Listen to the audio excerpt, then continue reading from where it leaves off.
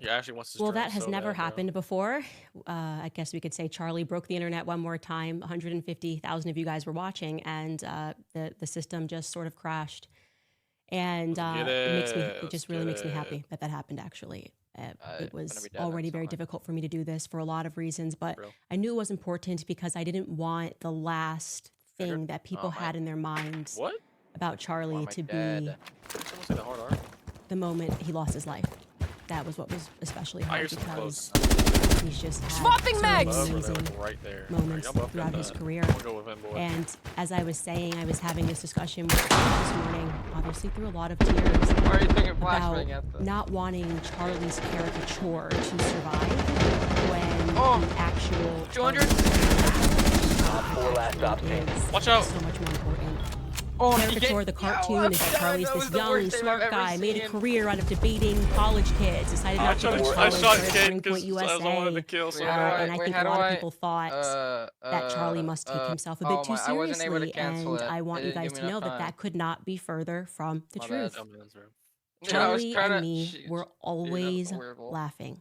What Yes, was that? he was ambitious. Did y'all Everybody trade, but he knows got Charlie's knocked? Is that what ambitious. I happened met right there? him back in 2017 no, he wasn't when looking at Turning me. Point was this very young Oh, yeah? organization. Oh, did Nobody knew who I was. Nobody knew who Charlie Kirk was. I just shot you in the head. And Charlie was always wearing these Yeah, really no, I was trying to- baggy dude, suits. I I do mean, worse they than looked a like they long were time. hand-me-downs from 3 generations because he was focused some on the run towards ideas. He you, didn't I was like care trying about to his shoot him before he appearance. ran, and I He just didn't hit was him. laser Junior, why are focused you on quiet, what bro? he You knew alright? Turning Point could become. Not could become, but would Alright, bro, become. selling. GG. He hired I'm me on the getting up. spot. We were at this conference in Florida, I'm back. and he and I used to always say, we never said the rest was history. I'm You know, actually cooking always on say, PC we never right said the rest was history. You know, the rest is 12 and 1 right history. now? We say the rest is Trust. future. We were totally locked in, and I want you guys to know about our first planning sesh, okay? It was in the middle of Chicago O'Hare Airport. There is this restaurant that's called the Macaroni Grill. And I sat down with Charlie on our first trip together. He flips over this little paper menu as we're waiting for our flight, and he takes out this pen and he just starts drawing a map of what he wants to happen into the future, what the Turning Point organization will become. It was spastic, it was unhinged, it was the absolute best. It was true Charlie. He was a visionary. Charlie was a visionary. If he could envision it, it was going to happen. He knew that, I knew that. And what he had envisioned was for Turning Point USA to become the biggest conservative student organization, not just in the nation, by the way, but in the world. He kind of squabbled and scribbled and wrote that the structure is currently a 501c3, and he's sitting there talking to me, but here's what we can do in the future, and here's how, and then I'm going to probably take control of the RNC. I mean, he's 23 years old, right? And he's speaking to me about how he's going to take over the RNC. The person that he adored the most, like really, and never in a million years did he think that he was going to meet him, and of course he did, was Rush Limbaugh. He was really raised on Rush Limbaugh, listening to Rush Limbaugh day in and day out. And he told me through many conversations that if he could have a show like Rush Limbaugh one day, he would be very happy. That was, I think, his opinion, and it happened. We had a bunch of rules. Charlie's rule was never say no to Fox News. So even if the show was at 4 a.m. in the morning, crack of dawn, I cannot tell you guys how many hits we did on Fox News. I'm talking 4 hits a day, up at 4 a.m. to Fox and Friends first, and then doing whatever the evening program was. Because this is the way that we're going to get our names out there. You know, we have to work harder. My rule was we shouldn't drink. Oh, I'm by myself. Everybody in politics is drinking. They're drunk all the time. If we're passionate, we have to understand that it's a disadvantage. People are always made weaker. It doesn't make anybody stronger to be drunk after an event. And so we didn't drink. And we had a couple of mottos, but Charlie's was, we can always outwork our opponents. I can't tell you how many times we looked at each other and we said, we can outwork them. Everyone was bigger than us, but not working harder than us. Bad aim. It came really directly from Charlie.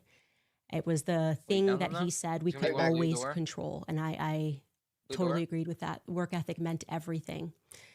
I think it's very obvious to everyone. I was the culture. Charlie was the politics. Charlie needed a little bit more culture. I needed to learn the rules of politics. I mean, he could tell you every office in the White House and what this person does, things I'd never even heard before. I was just passionate about Black Lives Matter. I knew it was going to be harmful for Black Americans, and I I knew he was wanted gonna to flank. share that message. Dang it, bro. And Charlie showed me how wait, to do that in what? the best way possible. I learned very quickly with Charlie that politics breeds unnecessary enemies. It is incredibly Still got my kill. That's all that matters. disheartening industry. You know, you're lucky if you have one friend. So, You're lucky if you have two Junior selling friends. or what? There are so many people that will test your character along the way. Like I said, I was a nobody. It was funny going through text messages yesterday, and I'm like, Charlie, my goal is to have 50,000 followers on Instagram. I think we can do it by the end of the year. And after he hired me, he had been working already really hard on doing this campus tour throughout watching that dang video again or California. He something? called it the Big Three: UCLA, we're going to do Stanford, we're going to do Berkeley. And there was somebody who was a lot bigger than me at the time who was going to be kind of the face of it, because like I said, people were not going to buy tickets to hear me and Charlie Kirk speak. And he had someone that they definitely would hear speak.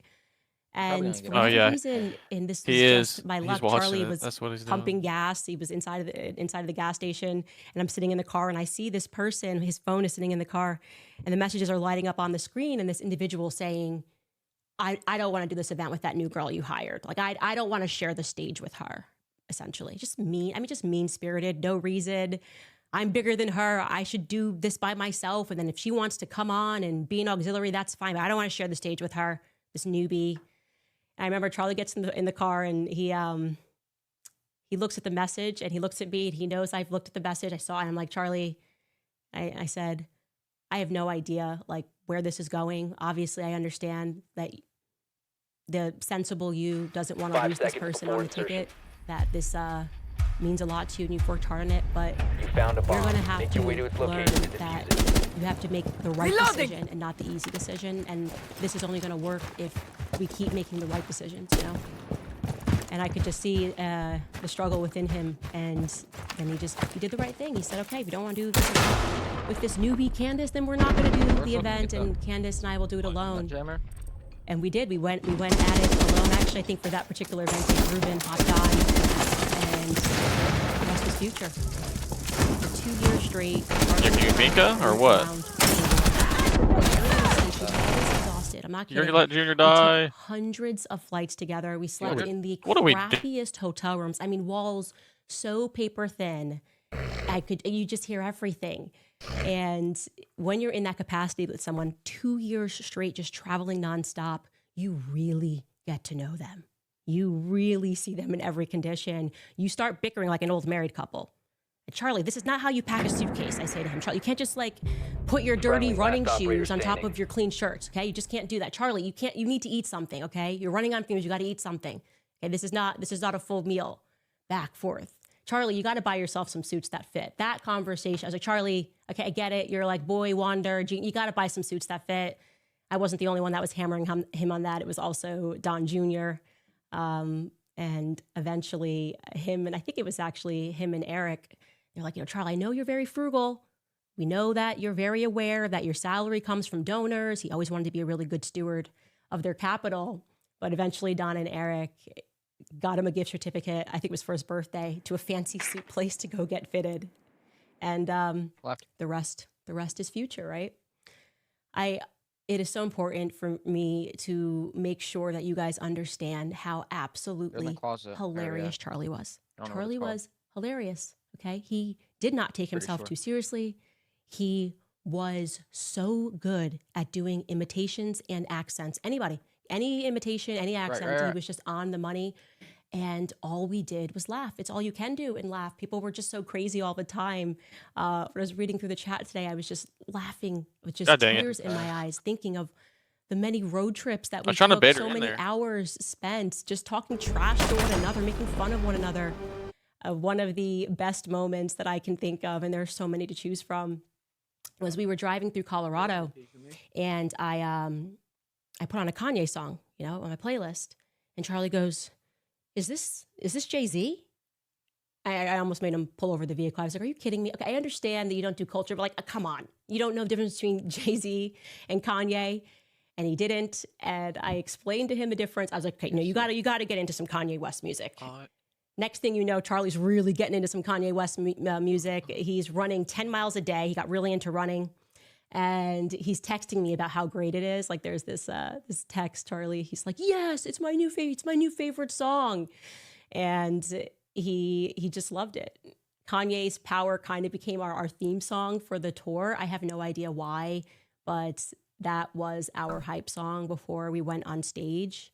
So you can only imagine when just a couple of months later, we've been listening to Kanye's old albums on repeat. Suddenly Kanye West tweets, "I love the way Candace Owens thinks." Yo, Junior, I know you hear The me. I'll give it back. excitement.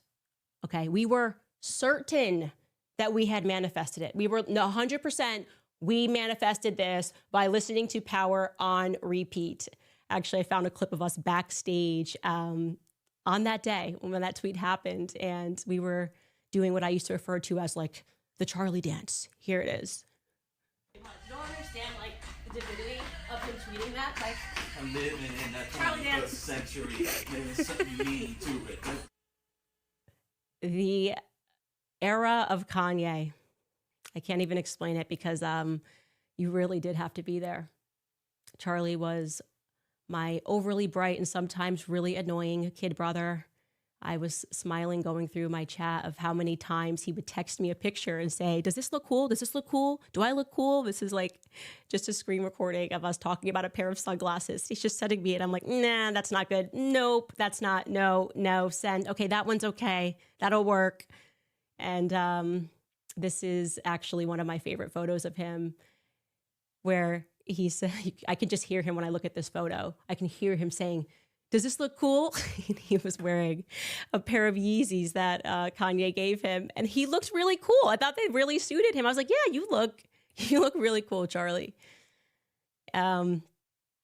The reverse of that obviously was him constantly hammering me on debates. I mean, Charlie was like, "Look, you gotta know the arguments of your opponents backward and forward." I remember I had note cards like I was in high school, just memorizing every statistic and being strengthened by, just day in and day out. He was just pretending to be a protester, pretending to be a radical. And he used to always say, "Iron sharpens iron." And we spent so much time practicing debating and really thinking through what our ideas were. Charlie never missed a meeting that he had. He wouldn't do that. He took that very seriously. It doesn't matter what the circumstance was, even if it was a hurricane. And one day there was literally a hurricane. I think we were in North Carolina, South Carolina at the time. I don't remember. But all the flights got canceled and we needed to be in DC by morning. And Charlie looks at me. He's like, "We got to rent a car. We got to drive 8 hours." Totally insane. And one of the most fun road trips I've had in my life. Every single song was sung. Me and Charlie were always singing in cars. To show you, this is from that road trip.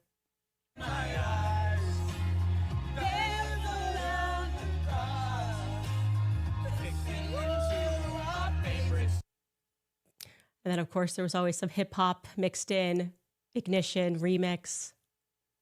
And we can make them about to have me some fun. Bounce, bounce, bounce, bounce, bounce, bounce, bounce, bounce, bounce, bounce. Lace like murder, she roll. Once I get you out the clothes, prophecies. You look cool, Charlie. You look cool. We really did go everywhere. I mean, all 50 states, Canada, down to the border, the United Kingdom, Israel, you name it, we were there. And there was always a new T-shirt to print out. "Justice for Brett Kavanaugh." Sent to me. How's this one? I love it. We just loved the T-shirts. That was a thing. The Him Too one, that was controversial. That was a controversial moment. One of those character forming moments. I won't forget it. Because that Me Too hashtag, it just started going viral and people were emotional. And right away I was like, Me Too's awful. This is terrible for women. It's terrible for men. Just me being Candace saying the thing, and left and right, people were hammering me. It was like, "How dare you say that we need due process? We're talking about rape." And I remember he had young women at Turning Point who were threatening to quit, crying in the office. How could she not support Me Too? Young women who did quit. And then we had, at the same time, the YWLS conference. So the reporters who already hated us just completely, they just swooped in there and they were like, "Oh, do you support her statements?" And I just remember just being behind Charlie and Andrew Colvett, and he just held the line. He held the line because he agreed with me, and he knew it was going to be a bit of fire. People, "You've got to fire her. How could she say this?" And he didn't. He held the line. And yeah, it was one of those moments where Charlie, he had good character. But the prep for every one of those events, like even the Him Too event, it was always Kanye. Here it is. Creativity, purity, and honesty is honesty. Being crowded by these wrong thoughts. Reality is catching up with me. Chasing my image, now I'm fighting for custody. Just literally me, Charlie, and Sarah, who was his assistant at the time, just playing the hype music. Charlie and I fought a lot of battles together. I mean, of course, who could forget the infamous day that we got chased out of a Philadelphia restaurant by Antifa, and they threw water and they threw an egg on Charlie. We were just amazed at how quickly they had assembled once they found out what restaurant we were at. But I want you to watch him here, like even in this moment of shock and adversity, he finds a reason to smile, and it's incredible. Take a look at this.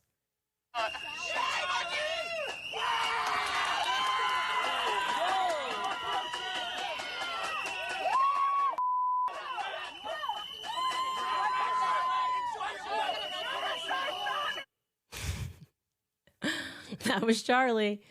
That was Charlie, man. That was always his main thing. Be a happy warrior. And he was a happy warrior. And we were happy warriors. And we laughed a lot at the protesters, the absurdity of the protesters always. I personally think some of the protesters liked that Charlie and I were making light fun of them. I don't even know what campus event this is, but I love this video of me just playing with the protesters, sitting in front of one of their signs, and Charlie speaking over my shoulder. Take a listen. If you aren't wealthy, white, and male, Charlie Kirk is not your friend. What do you think? Not my friend anymore. Are we not friends? Is Is that right? Find out. Is I'm That's gonna find nice. out. A sign outside of a thing, an event that we just did. That Yeah. You're not my friend. Go figure. Looking back at too many photos, I just have too many photos with Charlie. It really is incredible to see how many times he's just right behind my back. Charlie always had my back, and I always had his. Charlie was right by my side when I started Blexit, obviously. He was also there the night that I met my husband, which was absolutely an incredible night. And in the UK, which I didn't expect to happen. And I got to tell you, initially, Charlie, ever the analytical mind, what I told him, I'm like, I think I'm going to marry this guy first. He's like, wait. Like, is this going to be good for your brand? I'm like, Charlie, this is love. This is not a brand decision. And then he sat down and he spent just one evening with George, and Charlie was just the most supportive of everything. And this is our text chain speaking about that moment. He's like, his heart is wonderful. You guys are meant for each other. I see it brilliantly and clearly. And he gets it. He isn't afraid of you being you. And he's been through hell. And it was, Charlie was by my side the day that I got married. Of course, he was by my side, when I got married to George. And of course, Charlie fell in love with Erica. That entire journey to me when I was reading through a text is so funny because it was exceptional. I was always leaning into Charlie's analytical mind and making fun of him. Like, all we need to do is get a plan. You love Erica? Okay, what's the plan? What are we going to do? What's step one? What's step two? And the plan that I came up with instantly was all we have to do is convince her that her last name is terrible. Her last name, she's got to marry you because it's practical. Kirk is going to, Mrs. Erica Kirk sounds so much better than Miss Erica Francie. What is that last name? It's a practical decision. This is the text chain from that. Charlie and Erica Kirk, he says it's going to be the power couple of the century. I need to continue to pray about it. I said, her last name's dumb. She literally needs you to propose. It's way too complicated. He said, I'm going to tell her it sounds like a sneeze. It's horrible. And then I wrote, marry me. It's a logistics thing. That's just who we were. Always making fun and always wanting to know what the plan was. And obviously it worked, you guys. It worked. Our plan worked. We broke Erica down. First came the name shame, then came the wedding, and then came the children. Charlie really loved Erica from a time reading through the text today. Just loved her. He loved his family. He really did. And I just want to say that Charlie and I, because I think this is important, never for a single minute ever did Charlie and I stop being friends. Even when the world demanded that from both of us, our relationship was real. We were brother and sister. We were fortified. Our relationship was forged in fire, the fire of politics. I knew him. I knew Charlie, the real Charlie. And Charlie knew the real Candace. And people knew I didn't like a lot of people in politics. I didn't like a lot of people calling me and doing the political dance. Of course, people guessed it correctly when they said, oh, the person who probably was the intermediary when Trump called about Brigitte was Charlie Kirk. Of course it was Charlie. They would never send anybody else to call me with anything because they knew that Charlie was a brother to me. And there was so many things that were said that were wrong. And we laughed at how wrong it was when people thought that when I had made up my mind about Israel, that Charlie and me fell apart. Nope, never, not for a second. I said, it's the easiest decision ever because Charlie knew who I was and I knew who he was. I said, Charlie, this is where I'm at and there's no room for movement.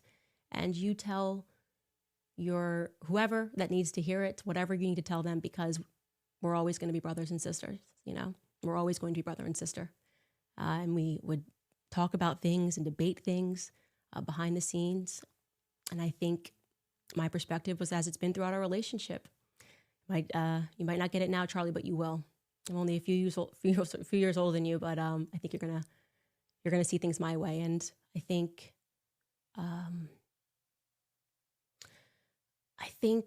in the end, Charlie was going through a spiritual transformation. I don't think it. I know it. He was going through a lot, and there was a lot of pressure. And it's hard for me to watch the people who were pressuring him, I don't know, just say the things that they're saying. You know, there's something about it that just feels really fake to me. And they would have allowed him to lose and wanted him to lose everything for changing or even slightly modifying an opinion. And then to see them doing what they're doing today, it's hurtful to me. It's very hurtful to me. But I don't want today to be about anything other than you guys knowing that Charlie really was an amazing person. You know, he was like, we were really close. And he was my best friend and my brother. And I will never unsee the footage of what I saw, the violence of it. I pray for the people who took any pleasure in that. There's not a single person in the world that I would wish that on. And least of all, someone with a heart like Charlie's. He loved his family, he loved his wife, he loved his country. And he didn't deserve that ending. You know, he's really young. But I know that we will carry the torch. I will never allow the memory of Charlie to be forgotten, obviously, because there is no Candace without Charlie. You know, we came up in politics together. And so I don't know what else to say, guys, other than I'm in a lot of pain right now. And I love you, Charlie. And, I'll see you when I'll see you. I love you very much. Thank you, guys.